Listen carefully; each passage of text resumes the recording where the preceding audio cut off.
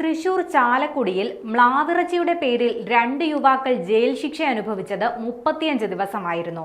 എന്നാൽ ഒടുവിൽ പരിശോധനാഫലം പുറത്തു വന്നപ്പോൾ യുവാക്കളുടെ കയ്യിലുണ്ടായിരുന്നത് മ്ലാവിറച്ചിയല്ല, പോത്തിറച്ചിയാണെന്ന് കണ്ടെത്തൽ. ചുമട്ടുതൊഴിലാളികളായ സുജീഷും വണ്ടി ബ്രോക്കർ ജോബിയുമാണ് മ്ലാവിറച്ചിയുടെ പേരിൽ ജയിലിൽ 35 ദിവസം കഴിയേണ്ടി വന്നത്. മ്ലാവിറച്ചി വാങ്ങിയെന്ന പ്രതികളുടെ മൊഴി പ്രകാരമായിരുന്നു ഇവരുടെ അറസ്റ്റ് രേഖപ്പെടുത്തിയത്. എന്നാൽ വനംവകുപ്പ് ഉദ്യോഗസ്ഥർ ഇരുവരെയും മർദ്ദിച്ച് കുറ്റം സമ്മതിപ്പിക്കുകയായിരുന്നുവെന്നാണ് സുജീഷിന്റെയും ജോബിയുടെയും അഭിഭാഷകൻ പറഞ്ഞത്. ഒടുവിൽ രാസപരിശോധനാ ഫലം പുറത്തു വന്നപ്പോൾ ഇവരിൽ നിന്ന് പിടികൂടിയത് പോത്തിറച്ചിയാണെന്ന് കണ്ടെത്തുകയായിരുന്നു. കഴിഞ്ഞ വർഷം സെപ്റ്റംബർ 30-നാണ് ഒന്നാം പ്രതിയായ ജോബിയുടെ വീട്ടിൽ നിന്ന് ഇത്തരത്തിൽ ഇറച്ചി പിടിക്കുന്നത്. തുടർന്ന് ജോബിയുടെ മൊഴി പ്രകാരമാണ് രണ്ടാം പ്രതിയെ കൂടി അറസ്റ്റ് ചെയ്തത്.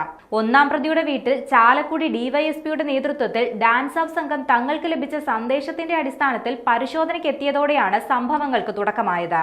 ഡാൻസ് ഓഫ് സംഘത്തിന് ലഭിച്ച വിവരത്തിന്റെ അടിസ്ഥാനത്തിൽ ഇവരുടെ വീട്ടിൽ പരിശോധന നടത്തിയിരുന്നുവെങ്കിലും ഒന്നും ലഭിച്ചില്ല. വിശദമായ പരിശോധനയിലാണ് ഫ്രിഡ്ജിൽ സൂക്ഷിച്ച നിലയിൽ ഇറച്ചി കണ്ടെത്തുന്നത്. തുടർന്ന് ഡാൻസ് ഓഫ് സംഘം വിവരം വനംവകുപ്പിനെ അറിയിക്കുകയായിരുന്നു. ഇതിനു പിന്നാലെ സ്ഥലത്തെത്തിയ വനംവകുപ്പ് ഉദ്യോഗസ്ഥർ മറ്റു പരിശോധനകളൊന്നും നടത്താതെ ഇത് മ്ലാവിന്റെ ഇറച്ചിയാണെന്ന് ഉറപ്പിക്കുകയായിരുന്നു.